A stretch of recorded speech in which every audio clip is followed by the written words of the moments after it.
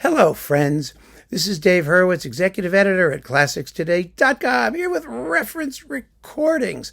And this is going to be a juicy one, an interesting one, a really interesting one, because one of the wonderful things about this series of reference recordings is that we get to talk about the history of the discography of the works in question. How did they come to become reference recordings? How did they come to become? Oh, that sounded terrible. How did they become reference recordings? There we go. That's a little bit better.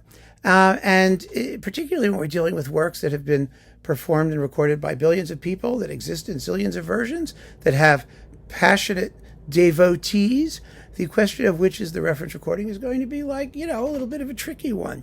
And one of the factors that comes into play in determining what was a reference recording, and it's something that a lot of people aren't aware of, it will be the way that these recordings were marketed and on which labels and what kind of distribution they had. I've talked about this before. Remember always that classical music recordings are commodities that have to be sold. And the way that they're marketed and sold is important, particularly when it comes to an emerging consensus about what the great versions are, because that all depends on how readily available the music is and what kinds of opportunities people have to actually hear the performances in question and form opinions and speak about those opinions. And this is an absolute case in point, a wonderful case in point, because I'm talking about the Chopin Preludes, Études, and Polonaises, all of them in a clump, because the clump in question was performed by Maurizio Pollini on Deutsche Grammophon. Now, you have to remember, Pollini, we think of him as a Deutsche Grammophon guy, but he started his life on EMI, and he started his life playing Chopin. He was an award-winning Chopinist. He was a chopist. And, for all that he's known for having a somewhat cool demeanor and for being, one of those advocates of modern, sleek, technical perfection, it was as a Chopin guy that he made his first big splash. There were 3 recordings by Pollini, and they were all references in their way. We may get to them. We may get to them soon. But there were sets that were absolutely essential back in the 70s and 80s when they came out. There was a Schubert set of late sonatas, the Beethoven late sonatas, and Chopin, the Preludes, Études, and Polonaises. And they came out in a 3-disc set of Preludes, Études, and Polonaises. And in terms of competition, the thing about Chopin is that because he was a piano guy, and because piano people are insane, and these insane piano people all have their schools that they adhere to, and their performers that they love, and they're like drooling, raving lunatics when it comes to this stuff, beyond rational discourse. They really are.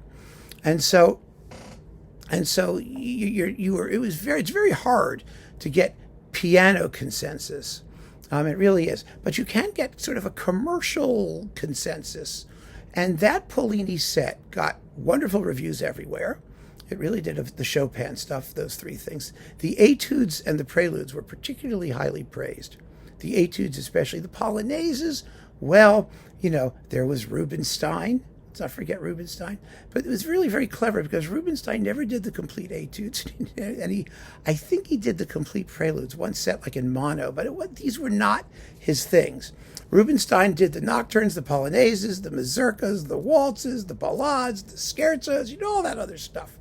But he didn't do the Études, and he only did like that early set of Preludes.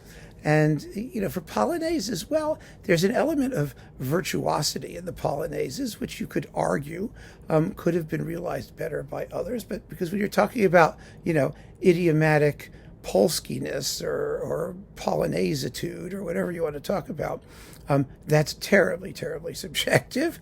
Whereas simple virtuosity is a little bit less so.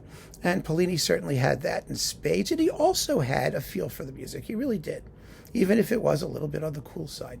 And when you were looking to get into Chopin, if you wanted to get like your basic Chopin, the fact that you could get the Preludes, the Études, and the Polonaises all in a box, all with one guy, all who got fabulous reviews on Deutsche Grammophon, which had international distribution, which was extremely well promoted, This was even before Universal, let's not forget, but it was just Deutsche Grammophon.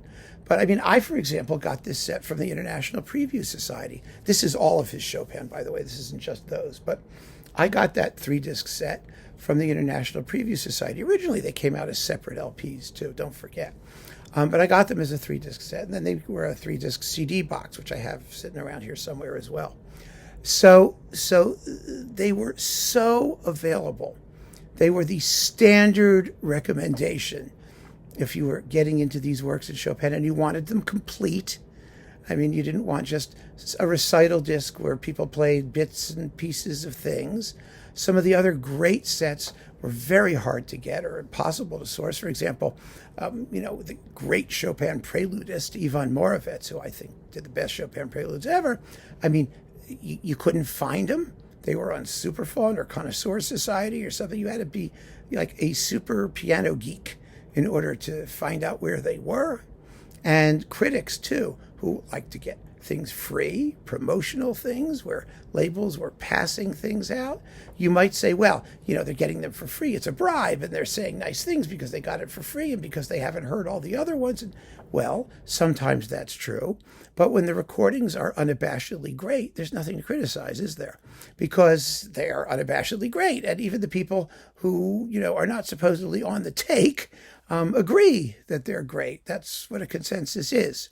And these Pollini Chopin recordings, which I have here in the big box again, here they are individually. There we go. The Pollini Chopin Preludes, Études, and Polonaises were reference recordings. In other words, everybody admitted and agreed back in the day that even though there might be reservations, even though you might have other versions of these works that you liked better or that were just as good. I mean, remember when the digital era started and Yuri Egorov started doing all that Chopin stuff? It was fantastic. There were others coming, new performances and older performances as well. And of course, there was the whole golden age of piano historical recording insanity, which we're not going to touch because that's a different world, really. But there was that stuff as well. So it was very hard to come to a consensus. But even under those circumstances, most people would agree that these were extraordinarily fine recordings of those works. And they were a good, solid way to get to know them. And a very, very good set of performances that you could use as the basis for comparison with other versions of either complete sets of these pieces or individual performances of specific bits of them. And that's how it happened. So, as reference recordings, these Pollini performances might be a little bit more equivocal than some of our other reference recordings because the consensus is just more squishy in the piano world than it is in some other areas of the repertoire. But by the same token, the fact that these things were mentioned so frequently and that they had the acclaim that they did is really extraordinary. And, these were some of the performances that established Pollini as such a major artist, as somebody whose work was both emotionally satisfying and intellectually probing based on, like late Beethoven and all the other stuff that he did. And of course, the Boulez Second Sonata and all the modern stuff. Really, it made him a major artist in the minds of most. So there you have it, my friends, the reference recordings for the Chopin Preludes, Études, and Polonaises. It's a triple-decker, a trifecta, 3 for the price of 1. And, of course, there are always room for other versions of reference, but these have held up terribly well. They have, and you can have preferences for others, but there really isn't any question that the opinion coalesced around these performances in a way that was really pretty unprecedented in the piano world before then, I think. I really do, along with Rubinstein's Chopin and other stuff. I mean, there were a few others, but not a lot. Piano world is a universe unto itself, and it's harder to generalize about that than it is, I think, some other things. So Pollini and Chopin, yeah. Those are your references. Keep on listening, friends. Thanks for joining me. Take care.